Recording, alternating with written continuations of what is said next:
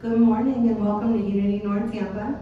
This is Mindy, and it is so nice to be with you today. I am going to affirm love and light for all of you at home and all around the world.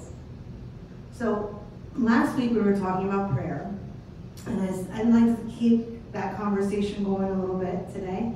I want to, we talked about how prayer was how we talk and listen to God, and it can be done anywhere and at any time.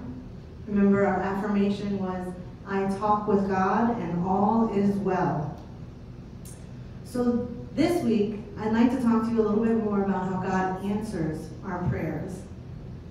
So we read in Matthew that Jesus taught, ask and it shall be given to you, seek and ye shall find, knock and the door shall be opened. Now this kind of sounds like it means that anything we ask God for, he's just going to give it to us on our wish list if we pray, right? I don't think that's exactly how it works. As much as it's fun to think of God like Santa Claus, he is not, right? So, God is ever present within us. God is the love and wisdom and good judgment always here ready to guide us, right? So when we pray and we ask for something like, I pray that I can do really well in this test, right? There's no God out there that's going to wave a magic wand and here you go, good on your test. Doesn't work that way. However, God is the wisdom inside of you that is mindful of the things that you've learned in class, teaches you that you do your work and remain calm and practice, that when you are asked these questions on that test, you're going to do well, right? It's that inner guidance that comes, especially if we're willing to listen. And that's what happens when we're in prayer. We talk to God, we turn over our problems, and then we sit quietly and listen to that inner guidance. Now, I want to tell you a little story about Samuel. He was from the Old Testament, and he ended up being one of the last great judges of Israel. And it was a big job, okay? They're very big leaders. And when Samuel was a little boy, his mother, Hannah, had sent him to stay with Eli.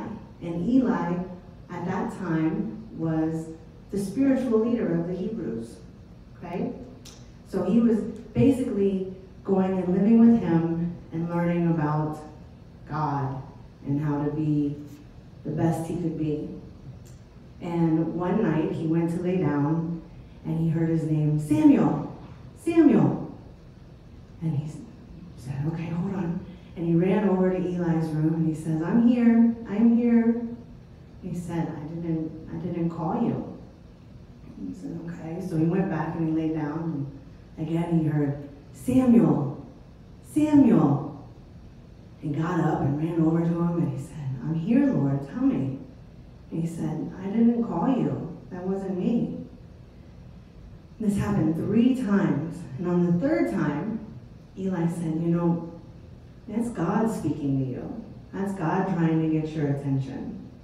So when you hear that again, let him know that you are here and you're listening and you're ready for what he has to say. He said, okay.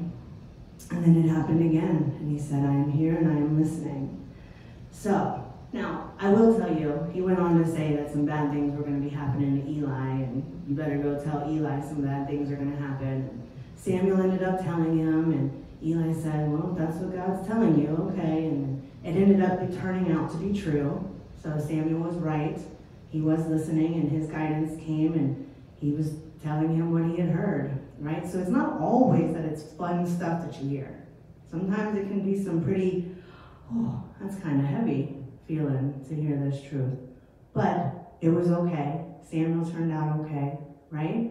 And God talks to us all in different ways. We're all unique. Our connection with God is all special. So we all hear things differently. For some of us, it does sound like a voice that says some truth to us and wakes us up. Some people get images when they're open and receptive. They see images, and some people see special lights around people that they know, okay, if I see these lights, that means this. You never know. We all are individual and we all hear God our own way, but we have to stay open and receptive to that guidance, right? Because sometimes it might be hard to tell. Was that a sign? Am I being told something? Or is this just a distraction out there?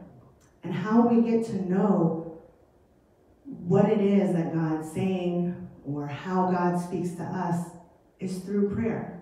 That's how we learn, right? And as we practice this, especially as children, we get more and more comfortable, and then it becomes easier to discern what it is that God's saying when he's saying it. Or for Daniel, right? Daniel felt the presence of God. Sometimes that's how it happens, right? I'm sure he probably would have loved to say, God, just take me out of this situation, right? I don't want to be here in the lion's den and have God say, whoosh, done, out. Again, that's not how it works. But he was open and receptive to the presence and felt that security, knowing that he was always protected no matter what. And he made it the whole night without any harm coming to him, right there next to lions. Okay? Samuel listened to that voice, finally recognized who it was that was speaking to him, trying to get his attention. And we all have this. We all have this ability to listen to our inner guidance, because God is always present within us and all around us, right? Okay. So one of the other things that Jesus taught us in Matthew is that when we pray, we are to go into your room and shut the door and pray to your Father who is in secret, and your Father who sees in secret will reward you. Now, in some cases, it might feel like the best thing for us to do is to go into our room, shut the door, get ourselves some peace and quiet from the outside world, right? But we can do this anywhere. We can shut our eyes to the outside. We can shut off all the outer distractions, okay? And go inside into our secret inner room where we feel our God spot, our connection. And we sit in there, and we can be quiet, and we will be led for what comes next, and where we should go, and where we can focus our attention and feel the presence, feel the love, feel that safety and security that comes with knowing that God is always here, always guiding us, always talking to us, right? And we can do that anywhere. But sometimes it is nice to go into our room. So for our craft today, we thought it would be fun for us to make really pretty door hangers that we can put on our door and let people know this is our quiet time right now. We're praying. We are going into our inner room so we can ask and receive all that we need, right? So I really appreciate you guys learning with me today. I hope that you have fun decorating your door hangers. And I want to end the day with our affirmation, which was, I talk with God and all is well. I hope you keep practicing that this week. And let's do our children's blessing. You ready? We love you. We bless you. You are a perfect expression of God. Thank you.